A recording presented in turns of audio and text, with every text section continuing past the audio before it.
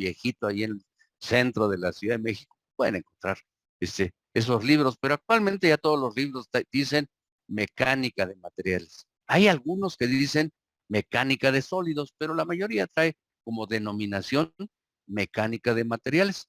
Por eso les decía yo que el libro que yo les estoy, que los libros que les estoy dando como bibliografía, 3 de ellos son de mecánica de materiales y uno de ellos, el más viejito, es el Timoshenko, el de resistencia de materiales. Ahora, ¿por qué se llama resistencia de materiales? Pues, oigan, si ya estamos en la modernidad, pues debía llamarse este, mecánica de materiales nuestra materia. La razón es porque nuestra escuela está acreditada y entonces esta acreditación está ante una institución que se llama el CASEI y el CASEI entonces lo que hace es un consejo de acreditación que lo que hace es, tiene un catálogo de materias y ahí es donde empezó el desorden, porque en el CASEI, en su catálogo de materias, trae la materia que se llama resistencia de materiales. Y entonces dijeron, bueno, pues para poder acreditar tu, carrera, debes impartir resistencia de materiales. Oigan, pero aquí impartimos mecánica materiales. Ah, no, pues para poderte acreditar, está bien. Y entonces, bueno, pues ahí está nuestra acreditación. Por cierto, ya le eché un vistazo y esta acreditación es válida hasta el 6 de julio de 2021. Y entonces le eché un revisón rápido y no, pues ya está, digamos que ya perdió su acreditación la escuela. Yo me imagino que ahorita ya está en trámites de reacreditarse la escuela, aunque no sé en qué haya influido o en qué influya esta emergencia en la que estamos en ese proceso. Pero por lo pronto tenemos 6 meses sin acreditación, pero ahí estamos como institución acreditada. Esta disciplina, como una prolongación de, de la disciplina que ustedes llevaron, que es estructuras isostáticas, sigue siendo una rama de lo que se llama mecánica aplicada.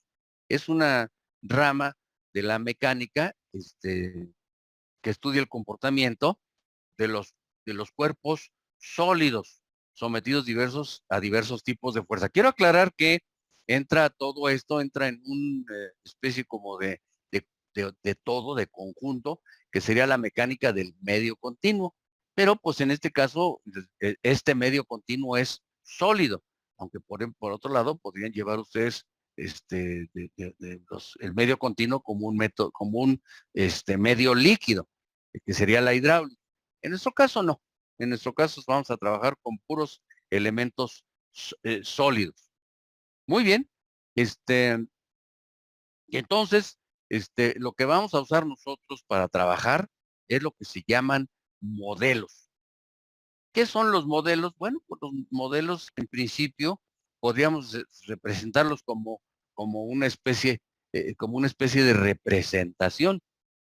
Pero no nada más es una representación, no nada más es una imagen. Por ejemplo, un modelo de un cuerpo en equilibrio, de una viga o una armadura, pues no necesariamente tiene que ser nada más una imagen. Puede ser, podría ser un una representación que implicara la posibilidad de resolver los elementos mecánicos que están actuando dentro de la sección de esa representación. Ya se vuelve entonces un modelo. Y entonces, estos modelos tienen la gran ventaja de ser muy económicos. Fíjense lo que son las cosas. Es muy económico. ¿Cuál es el modelo más caro? Podríamos considerar, pues, un modelo que se llame prototipo. Por ejemplo, hagan de cuenta que yo digo, ay, yo quisiera ver cómo funciona por dentro esa armadura. Ay, pues, ¿cómo le hacemos? Ay, pues, ¿qué les parece si para empezar hacemos una armadura de veras y le aplicamos las fuerzas que va a llevar en la realidad? Se la aplicamos y luego vemos, debe haber por ahí algunos sensores que midan el efecto. A ver, le ponemos esos sensores. Si se dan cuenta, eso implica el construir, bueno, que cueste la armadura. Después, aplicar el sistema de fuerzas, pues no son baratos. Son sistemas de fuerzas que a lo mejor se aplican las fuerzas con gatos hidráulicos de alguna manera. Y finalmente la medición de efectos, pues tampoco es barata. Entonces el modelo más caro, pues es el prototipo. Desgraciadamente, fíjense lo que son las cosas. Hay algunos protocolos en los cuales es necesario usar un prototipo, que es el modelo más caro. Creo que creo que dentro del área de la ingeniería aeronáutica, pues, creo que lo lógico que ustedes vean es que pues no se puede trabajar con un modelo para ver si un avión vuela o no, o qué problemas puede tener. Entonces se tiene que hacer un modelo. Claro que se hacen primero modelos reducidos y se ve cómo funcionan en un túnel de viento, pero al final de cuentas se tiene que hacer un modelo del avión y ese modelo se le tiene que poner sensores que después vamos a trabajar nosotros. Vamos a trabajar con esos sensores, se le pegan, se adhieren estos sensores por todos lados del avión, se manda por medio de cables toda la información hacia adentro del avión y se sale, lo echan a volar. Y no solamente se establecen sus características, digamos, aeronáuticas, sino también sus características mecánicas, ver cómo funcionan los elementos, del avión, digamos, los elementos estructurales, sí son elementos estructurales del avión. Eso sería lo más caro. Sin embargo, pues eso es muy caro como para modelar una viga, estar haciendo una viga cada vez que queramos saber este, cómo funciona. Y entonces, dentro de la ingeniería se usan los modelos. Eso es lo más barato.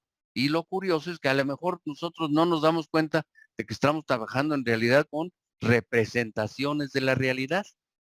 ¿Qué tan válidas son esas representaciones de la realidad? Pues son modelos que modelan a la estructura, en nuestro caso, a la estructura, al material de la estructura, porque al final de cuentas nosotros trabajamos de una manera idealizando el material. Como un ejemplo clásico es el concreto, pues el concreto tiene poros y sin embargo cuando trabajamos con el diseño en concreto reforzado, consideramos como si el concreto fuera sólido, o sea, continuo. Y por último, también modelamos las acciones. ¿A poco creen que cuando se diseña una losa de concreto reforzado, se toma en consideración las posibilidades de comportamiento de esa losa en términos de que la gente pesa y además se mueve? Es una locura entonces trabajar con ese tipo de situación que se llama un modelo estocástico, es un modelo hasta cierto punto este, aleatorio. Y entonces, nosotros tenemos que trabajar con modelos con la limitación que tienen trabajar con modelos, que es idealizar a la estructura, sus materiales y las acciones sobre ella. Sin embargo, es lo más barato. ¿Se dan cuenta? Es lo más barato. Y entonces, en un momento dado de que el albañil nos dice, ¿cuántas varillas le pongo a la viga, ingeniero? Pues nosotros tenemos que trabajar rápidamente en la obra, incluso con un modelo rápido. Después les voy a enseñar eso, con un modelo rápido, ¿de acuerdo? La otra alternativa es usar el método místico. ¿Sí saben lo que es el método místico? Es muy sencillo. Hagan de cuenta que llega el albañil y le dice, y nos dice, ¿cuántas varillas le pongo a la viga, ingeniero? Entonces ustedes tienen que quitar los lentes y después se aprietan aquí y esperan a que confluyan las fuerzas del universo en el cerebro y entonces dicen, ponle 3 varillas de 3 octavos. ¿Se dan cuenta? Entonces es el método místico, esperar a que el universo caiga sobre nosotros y nos diga cuál es la solución. Pues es una estupidez. Nosotros tenemos que usar, tenemos que usar la técnica. Y para eso es para lo que nos pagan. ¿Por qué? Porque nosotros usamos la técnica, ¿sí? Y nos da soluciones que son muy económicas. más económico posibles dentro de la técnica.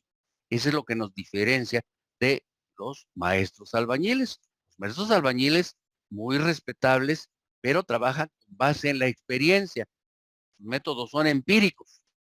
En cambio nosotros, pues, ¿qué es lo que hacemos? Pues hacemos unos cuantos numeritos, suponemos el comportamiento, las cargas que van a aplicarse sobre la viga, suponemos el comportamiento de las varillas y obtenemos la solución y obtenemos una solución económica, pues tenemos que esperar a las fuerzas del universo y tampoco tenemos que decir, a ver, hace una viga y le aplicamos las fuerzas.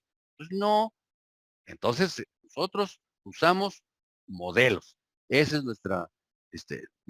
nuestro método, digamos. Y dentro de este método usamos el método de las secciones. ¿Qué es el método de las secciones? El método de las secciones es un método que usaron ustedes en estructuras isostáticas que tiene como objetivo el determinar lo que sucede dentro de un cuerpo. Fíjense, ya era un objetivo ambicioso ver los efectos mecánicos, los elementos mecánicos que suceden dentro de la estructura. Y entonces la realidad, la verdad es que se calcula lo que sucede dentro de la estructura recurriendo a la información que tenemos fuera de la estructura. Y esa es la razón por la cual antes de usar el método de las secciones, yo tengo que establecer las reacciones externas en el cuerpo.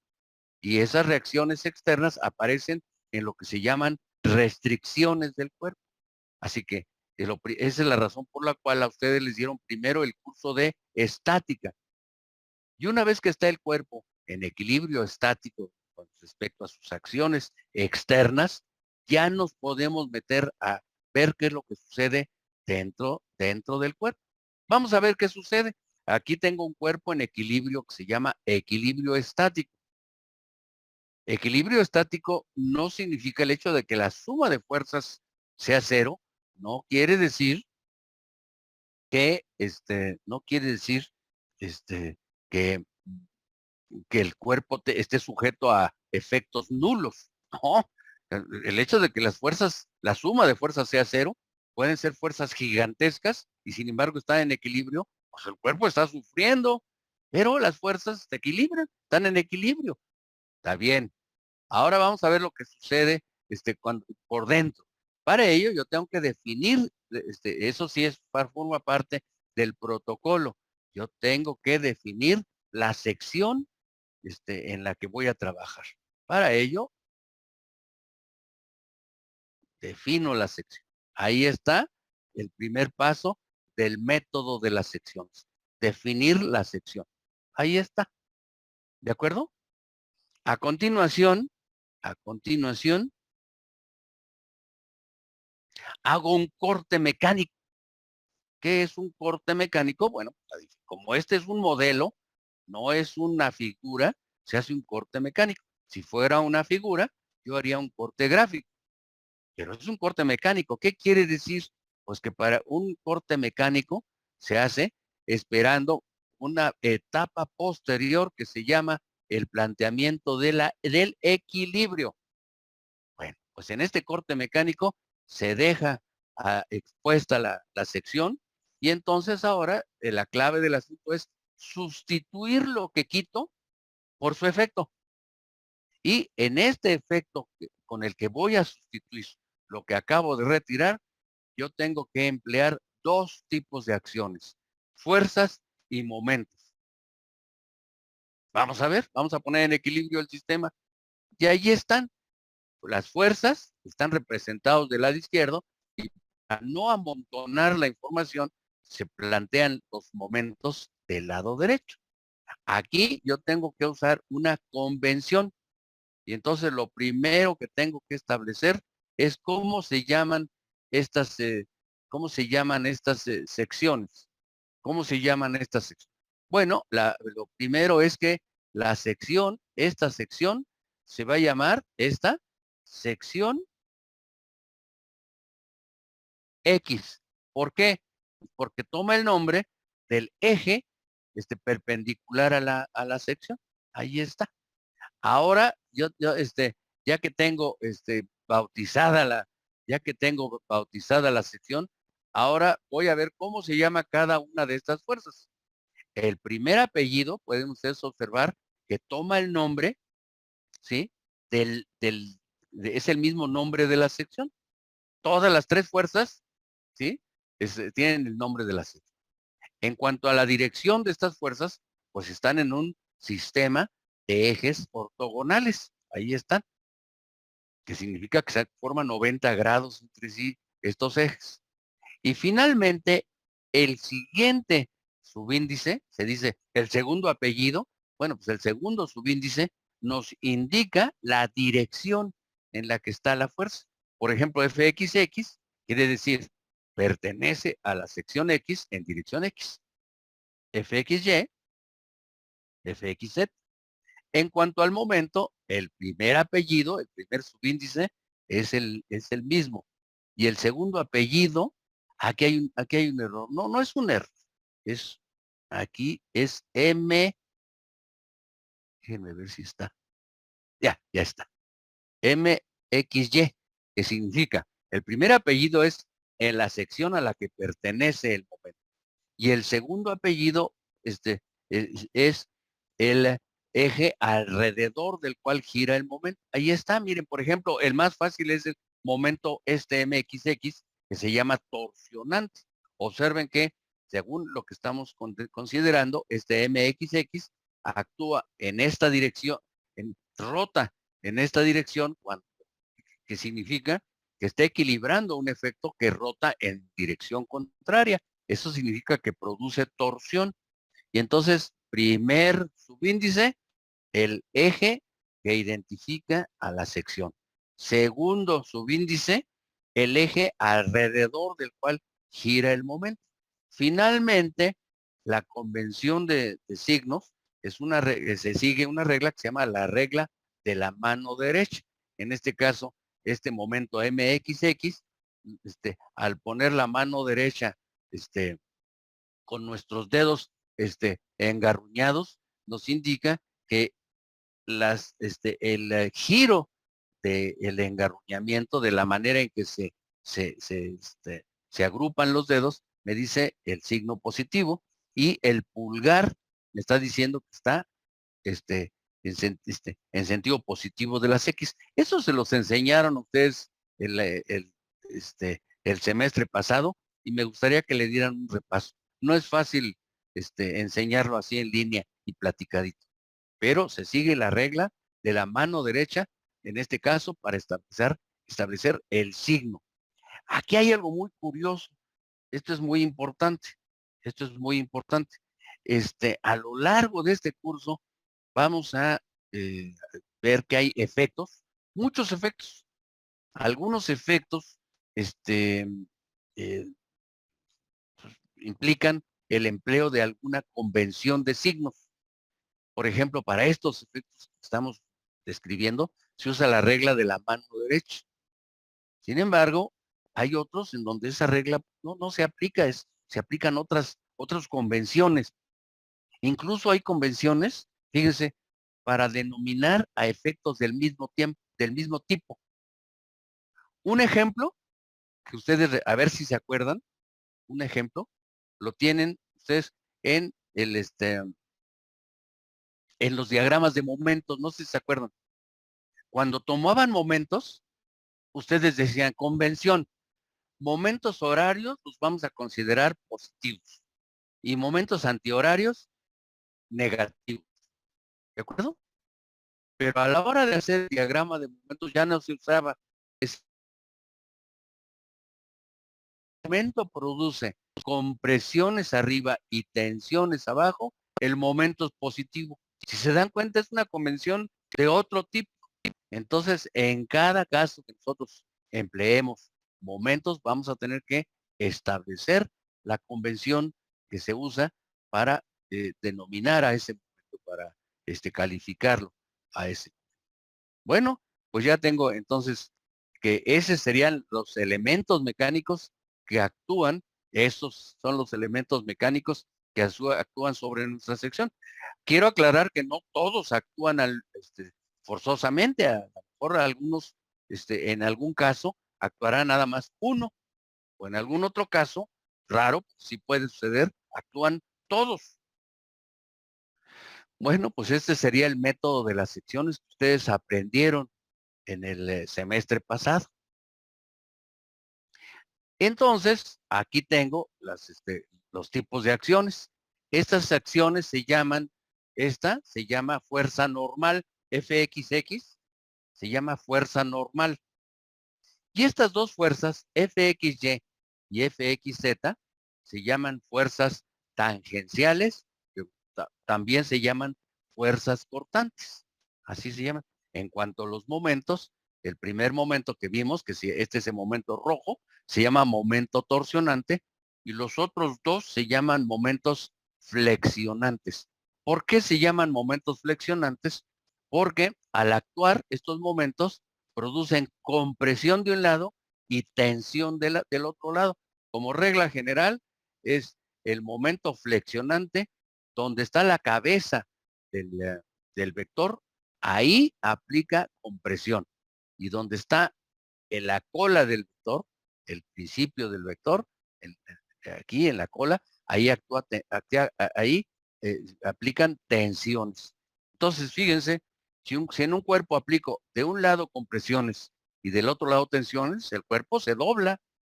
El cuerpo se dobla. Imagínense un acordeón en el cual la parte de arriba del acordeón se juntan la zona del fuelle del acordeón y en la parte de abajo se separa las estrías del fuelle del acordeón, pues el cuerpo se dobla, el acordeón se dobla. En consecuencia, estos se llaman momentos flexionantes. Entonces hay fuerzas normales, fuerzas cortantes, momentos torsionantes, momentos flexionantes. Ahí está, ahí están descritos. Esto es lo que vieron ustedes el semestre pasado e incluso hicieron ustedes diagramas de estos efectos. Había diagramas de fuerzas constantes, diagramas de fuerzas, diagrama de momentos flexionantes y de los momentos torsionantes y de las fuerzas normales, usualmente no hicieron diagramas, pero sabían que ahí podían existir. Bueno, pues ahí está abajo la nomenclatura y los signos. Ahora vamos a ver los efectos, cómo se aplican estos efectos. Y quiero hacer una aclaración, que de aquí en adelante, es decir, este, este, una vez que yo estoy de aquí, una vez que voy para abajo, allí ya estoy yo en el ámbito de la mecánica de materiales. Anteriormente estaba yo en el ámbito de de la, de las estructuras isostáticas. Pues ya voy a empezar a trabajar en el ámbito de de la mecánica de materiales. O resistencia de materiales, que es como se llama nuestro curso. Ahí está. La pregunta es, ¿cómo se aplica una fuerza en la realidad? Y la respuesta es, bueno, esa fuerza, ¿dónde debe estar? ¿Dónde debe aplicarse para que sea válido? Estoy diciendo, para empezar, yo voy a considerar que para que sea válido, voy a decir a continuación, la fuerza tiene que estar aplicada en el centroide de la sección. Y una vez que esté ya aplicada la fuerza en el centroide de la sección, yo puedo considerar que esta fuerza no se aplica como un efecto puntual, concentrado, sino se aplica como un conjunto de fuerzas de la cual esta fuerza Fx es la suma de todas estas pequeñas fuerzas que se llaman fuerzas delta F. Estas fuerzas se llaman delta F. Y en consecuencia, estas fuerzas, pueden ser pequeñitas o pueden ser grandes. Pues eso depende del equilibrio, es decir, del efecto que deba ser equilibrado. Si las fuerzas externas son muy grandes, pues estas fuerzas internas también lo serán. Bueno, pues entonces yo diré que esta fuerza Fxx es la sumatoria de todas estas pequeñas fuerzas delta F. ahí está abajo. ¿Ya vieron? La fuerza interna, esta fuerza interna Fx, XX, es la sumatoria de todas estas pequeñas fuerzas. Ahí está. Estoy en un ámbito discreto, es decir, estas pequeñas fuerzas se llaman incrementos de fuerzas. Más adelante, ya más adelante en nuestro curso, vamos a tener que meternos en un ámbito en diferencial. Entonces ya no será sumatoria, ya va a ser integral.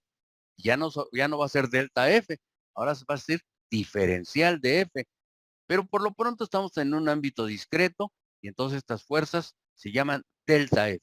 Y la sumatoria de todas estas pequeñas fuerzas, pues es esta fuerza Fx. Y ahí entonces hay un gran cambio entre lo que vieron el semestre pasado y este semestre.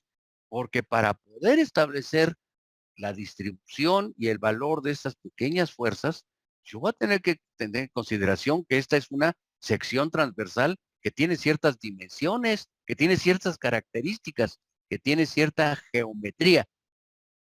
Entonces, pues yo ya estoy en el ámbito de la mecánica de materiales, la resistencia de materiales. En cuanto a las fuerzas cortantes, pues pasa lo mismo.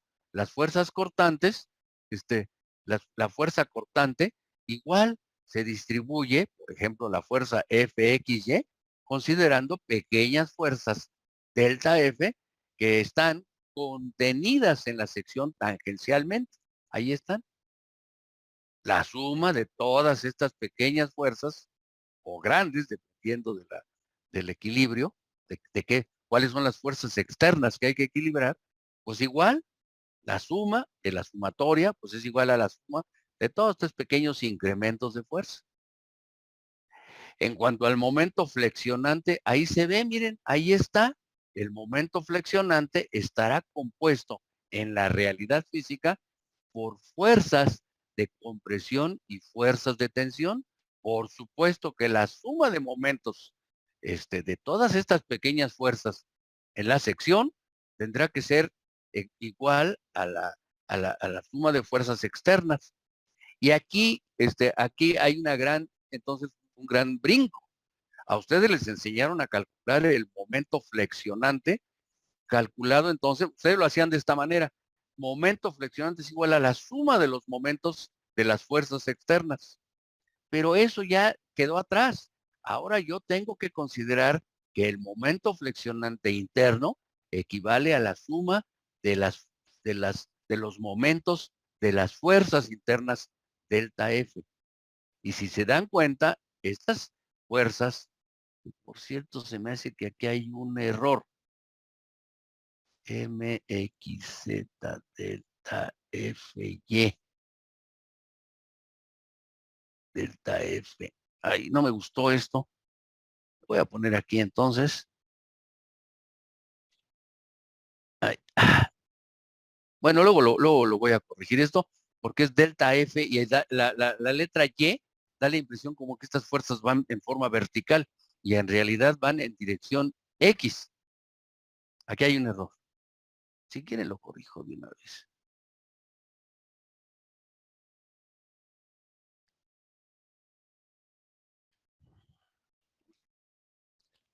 Ahí está ya. Ya está corregido. Ahora sí. Pequeñas fuerzas en dirección X multiplicadas por su distancia Y. Ahora sí, sería por su distancia Y. Y entonces aquí queda una situación que pues, parece que a los maestros de estructuras isostáticas les mintieron a ustedes. Para empezar, les dijeron que ese momento actúa puntualmente, como si fuera un efecto concentrado. Y ahorita yo les estoy diciendo que no es cierto. Ese momento está formado, está constituido por un montón de fuerzas que están a una distancia Y del eje Z en este caso. Bueno, ninguno de los dos les dijimos mentiras. Tanto ellos como yo estamos diciendo la verdad, pero la razón es porque cuando ustedes calcularon el momento MXZ, ese que está del lado izquierdo, no sabían qué forma tenía la sección. En cambio ahora, para calcular las fuerzas de estas que están actuando, ya tengo que saber las características de la sección. Y más adelante, cuando quiera saber el efecto mecánico, la deformación, voy a tener que saber incluso el material de que está hecho. Pero por lo pronto, esa es la diferencia entonces entre las estructuras isostáticas, su materia de estructuras isostáticas y su materia de resistencia de materiales. La diferencia es esa, que ellos trabajan en términos de elementos mecánicos totales y aquí se trabaja ya nos interesa cómo se distribuyen esos elementos mecánicos. Y ahí está el momento torsionante. Miren, el momento torsionante funciona de esa manera. Teóricamente, aunque ya después veremos que esto ya en la realidad ya es diferente, pero teóricamente es como si tuvieran ustedes un conjunto de monedas, todas pegadas una tras otra, formando un cilindro. Y entonces cuando ustedes tuercen ese cilindro, las monedas se deslizan tangencialmente una respecto a la otra, y en cada punto se genera una fuerza tangencial que está a una distancia ρ del eje de la pieza. Entonces ese sería el fenómeno de la torsión inicialmente planteado en la mecánica de materiales. Después ya vamos a ver cómo actúa en la realidad. Bueno, pues ahí están ya todos los efectos, cómo actúan en la realidad. Y ahora viene un concepto que es muy, muy fuerte. A mí no me interesa tanto saber la magnitud de estas fuerzas, por ejemplo, en este caso,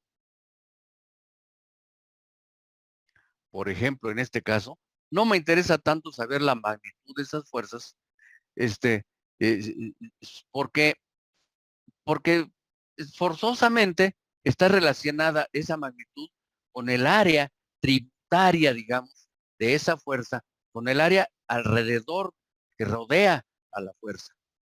Y entonces yo tengo que tener el concepto de esfuerzo, tengo que brincar al concepto de esfuerzo. Dicho de otra manera, permítanme, ahí está. Dicho de otra manera, yo tengo que saber cómo se distribuye la fuerza.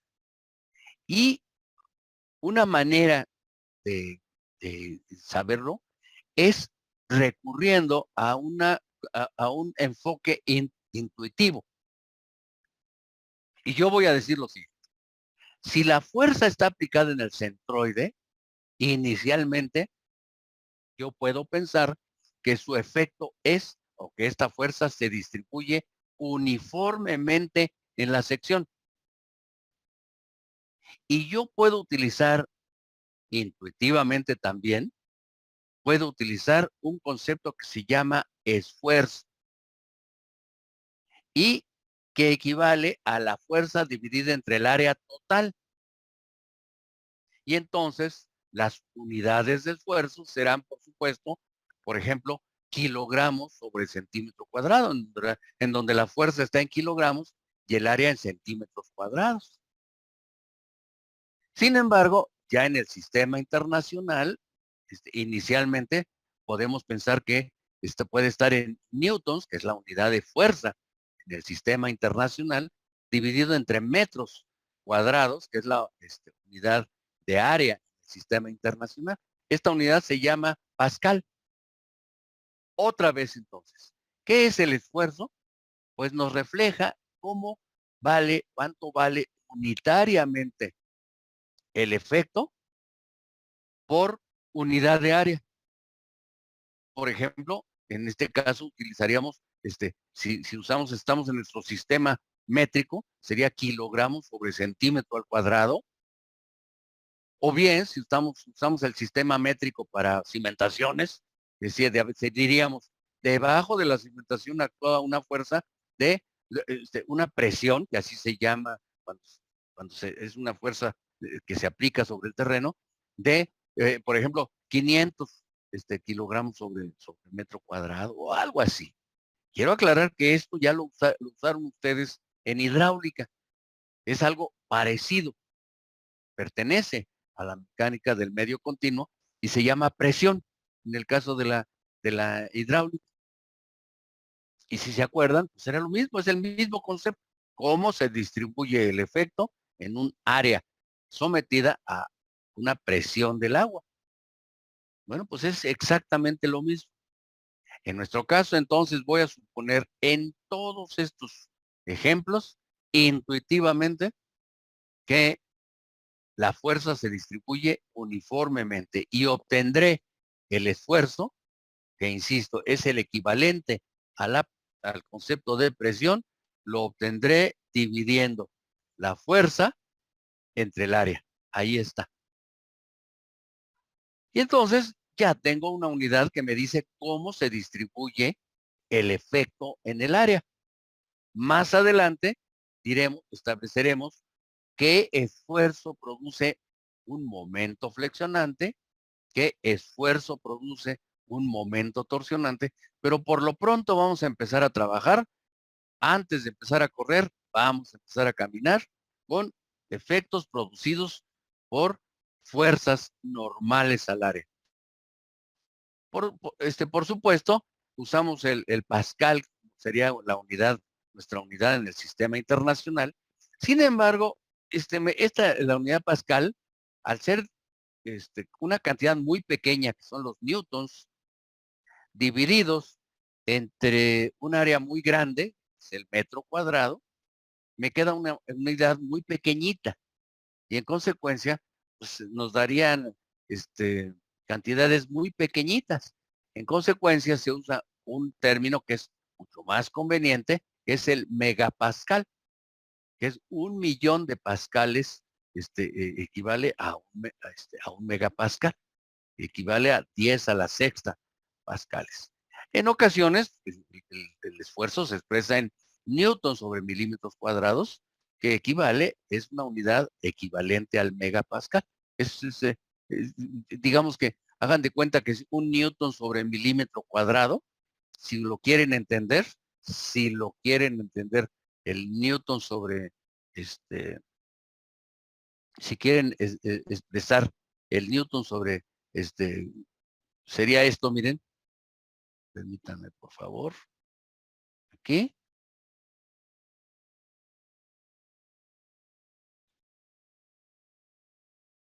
este sería un megapascal.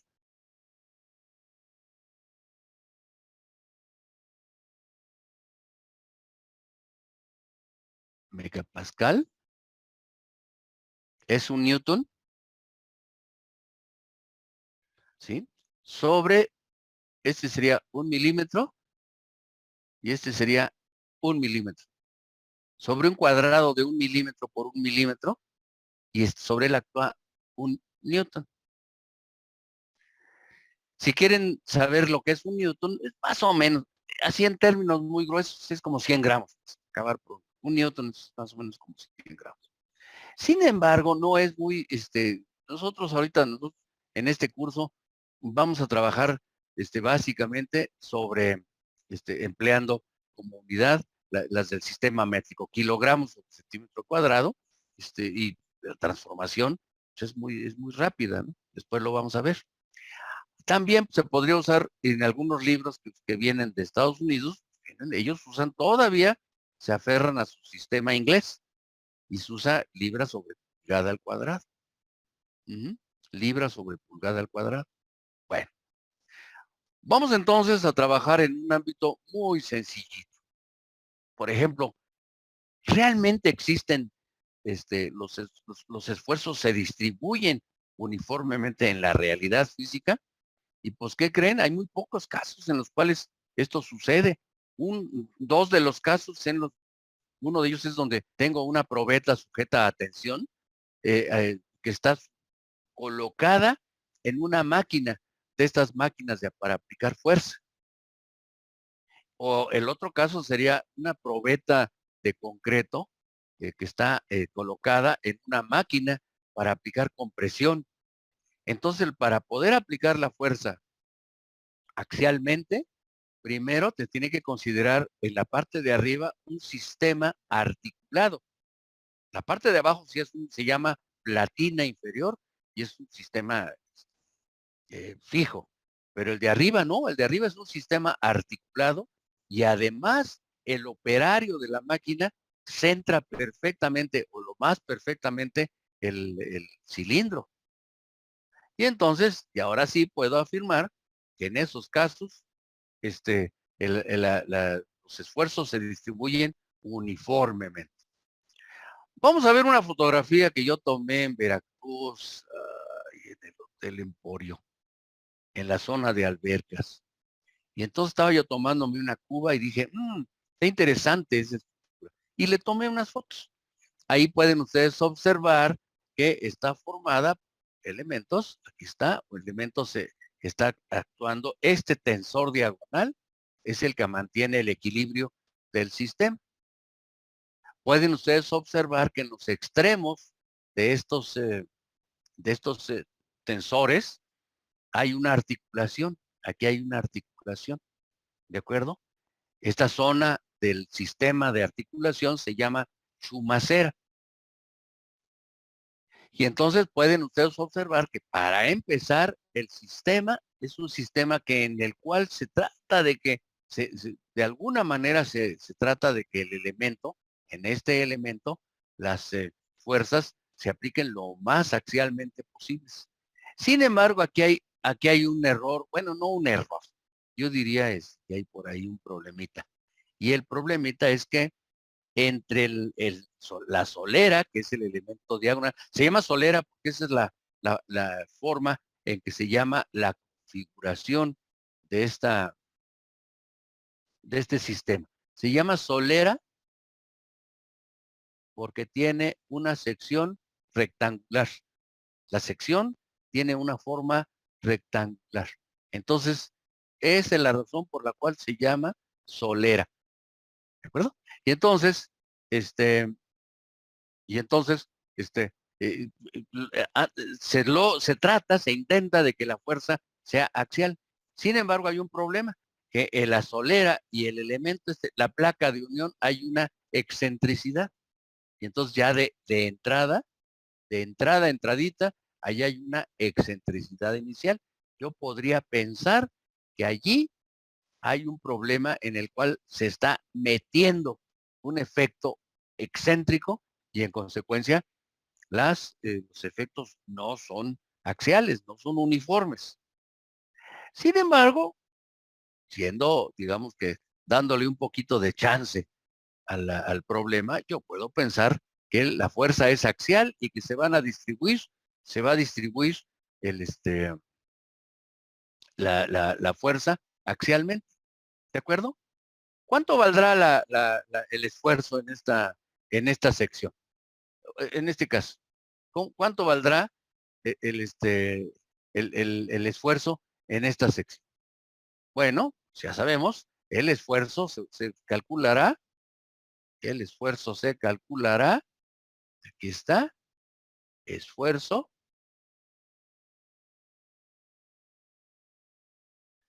sigma. Por favor, aquí sí tienen que aprenderse, ay, perdón, se llama sigma, esta letra. Sigma es sigma minúscula, pues, equivale a la fuerza dividido entre el área. Ahí está, a la fuerza dividida entre el área. Ahí el resultado, yo lo puedo expresar en kilogramos sobre centímetro al cuadrado, en nuestro sistema métrico. ¿De acuerdo? Bueno, entonces vamos a hacer un primer ejercicio considerando cierto valor de la fuerza y considerando cierto valor del área. Voy a hacer esa consideración y entonces ahí les va. Permítanme en dónde estoy, no sé ni en dónde estoy, permítanme por favor. Ahora sí.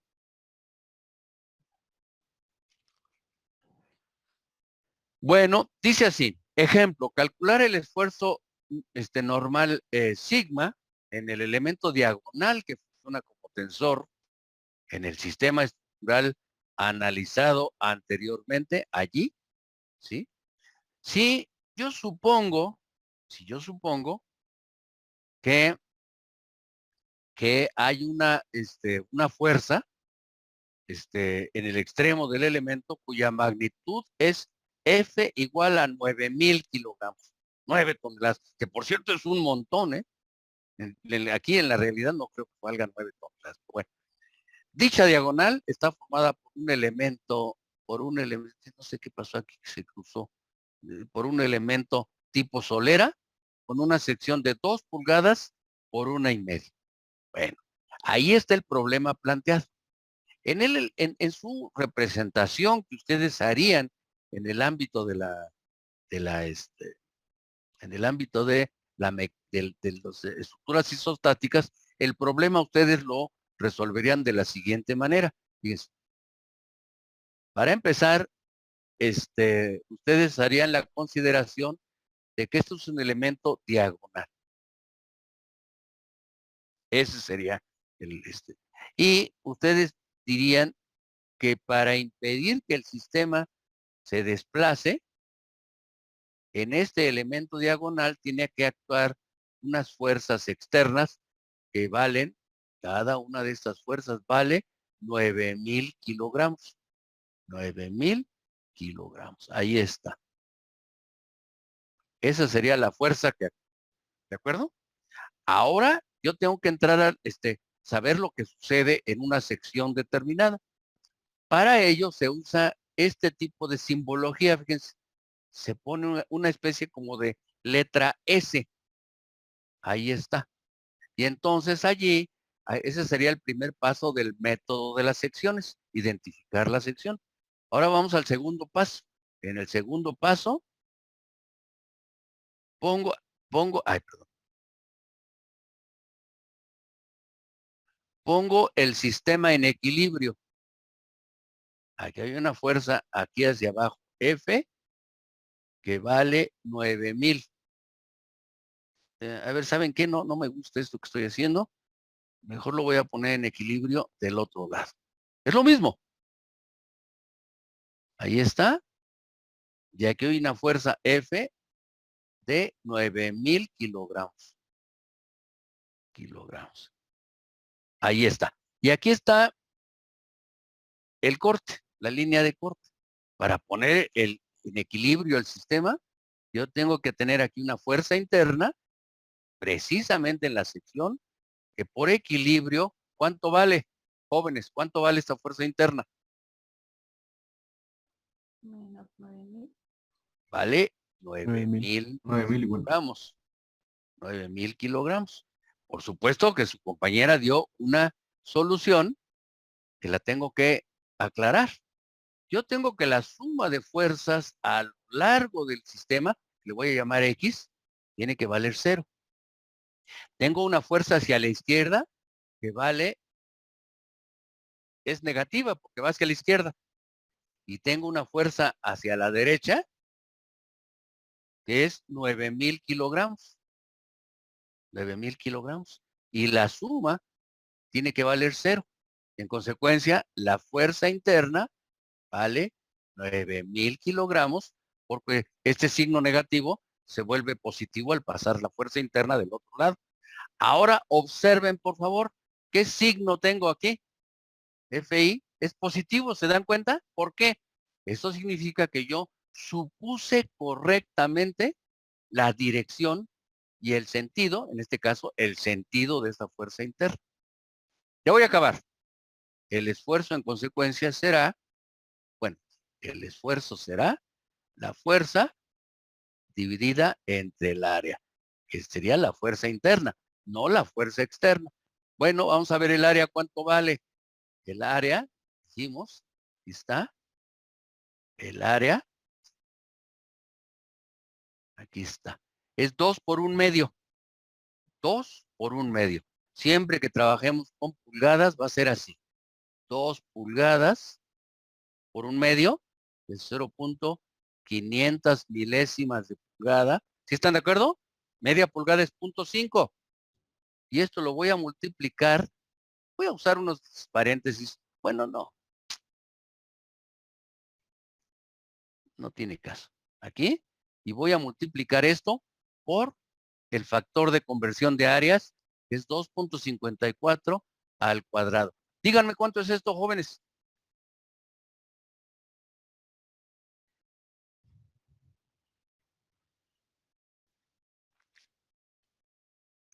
$6.5. ¿6 punto qué? 5. 6.5. ¿No tienes más cifras significativas? 6.452. 6.452. Bueno, de aquí en adelante, 452, vamos a dar dos cifras decimales a nuestras soluciones. ¿De acuerdo? Ok. Decimales. Va a ser una especie como de protocolo de solución. Estos son 6.45 centímetros cuadrados. Y entonces sigma será 9,000, que es la fuerza interna, dividido entre 6.45. ¿Cuánto da? ¿Cuál es el resultado de esto?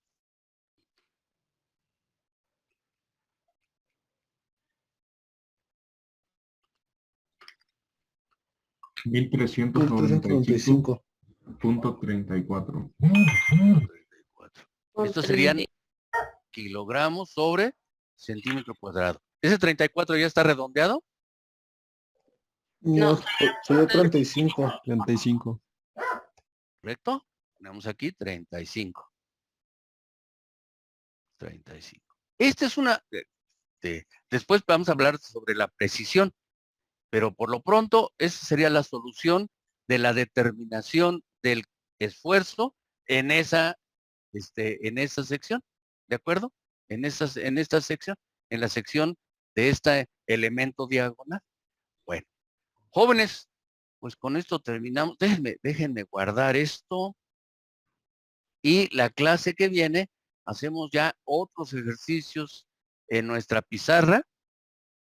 En nuestra pizarra hacemos otros ejercicios para poder seguir adelante con nuestro curso. Permítanme, por favor.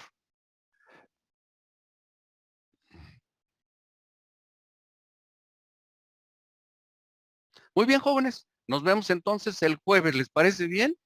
La clase va a ser de las 7 a las 9. ¿De acuerdo? Así les doy a ustedes un cuartito de hora para que se vayan a echar un taquito, y yo también. Y entonces, nos vemos el jueves. ¿Les parece bien? Sí, Sí, profe. profesor, está bien. Pues, De nos acuerdo, vemos el profe. jueves entonces. Que les vaya Profe, bien. buen día. Nos vemos, profe. Cuídense. Buen día. Hasta luego. Profe, gracias, Vaya profe. bien. Hasta luego. Bye bye. Cuídense.